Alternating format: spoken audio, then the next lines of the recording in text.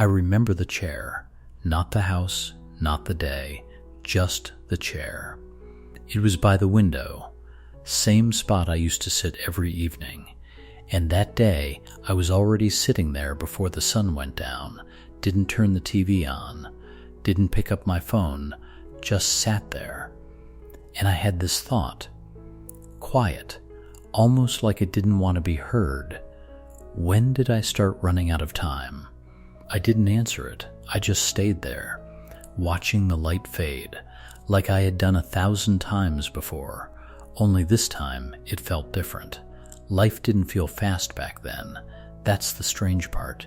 People say it goes by quickly, but when you're in it, it just feels normal. Slow mornings, same coffee, same cup. I used to wake up before her, not for any reason, just habit, walk into the kitchen. Open the cabinet, that slight creak it always made. Pour coffee, sit down, no rush, no pressure, just another day. She'd come in a few minutes later. Sometimes she'd say morning, sometimes she wouldn't, and I didn't think anything of it. That's just how it was. Comfortable, familiar, nothing wrong. At least that's what I thought. There was this one evening, I don't even remember what day it was. We were sitting on the couch, TV on, some show we had watched for years. Same characters, same jokes. She laughed at something, and I looked at her. Not fully, just a quick glance. And for a second, I realized I didn't know what she was thinking anymore. It wasn't a big moment, didn't feel important. So I let it go, turned back to the screen, like nothing happened. But something had already shifted. I just didn't stay with it long enough to notice. That's how it starts, not with something breaking, but with something you don't follow, a thought you ignore, a moment you don't sit with, and you move on. Because there's always tomorrow, right? I used to tell myself that a lot. I'll do it tomorrow. Talk properly tomorrow. Fix things tomorrow. Spend time tomorrow. There was always this quiet belief. That time was sitting there, waiting. I remember one Saturday morning. Clear day, sunlight coming through the window. She was standing in the kitchen, just looking outside, not doing anything, just standing there. I walked in, grabbed my keys. She said, "Are you going somewhere?" I said, "Yeah, just for a bit." She nodded, didn't ask where, didn't ask when I'd be back, and I didn't notice it then, but that was new. She used to ask, always, small things. "Where are you going? Do you need anything? Want me to come?" But that day, nothing, just a nod. I came back a few hours later. Same house, same rooms, everything in place, but something felt quieter, not empty, just less. We still did everything. Dinner together, same seats, same routine, but conversations got shorter.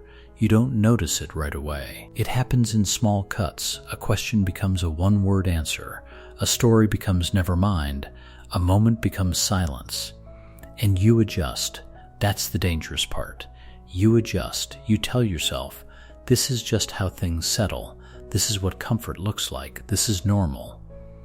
I started spending more time in that chair, the one by the window. Didn't realize why. I just felt better sitting there, watching outside, cars passing, people walking, time moving. One night, she came and sat across from me. Didn't say anything, just sat there. I remember thinking, I should say something, ask her how she is, talk about anything, even something small. But I didn't. I thought, I'll do it later. And that later never came. There's a moment.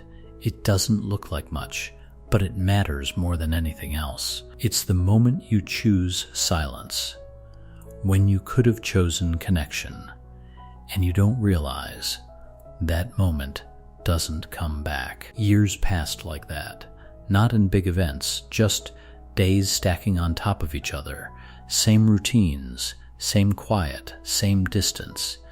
And then one day, something felt off, not between us, inside me. I woke up, sat at the edge of the bed, and it felt like I had missed something, not a day, not a moment, something bigger.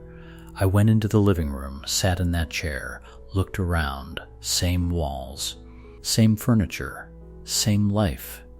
But it didn't feel like mine in the same way anymore. And that thought came back, the one from before, but louder this time, clearer. When did I start running out of time?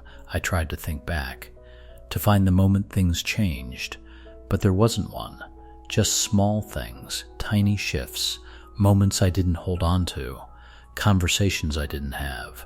I looked at her that evening, really looked, and it felt like I was looking at someone I knew everything about, but hadn't truly seen in years.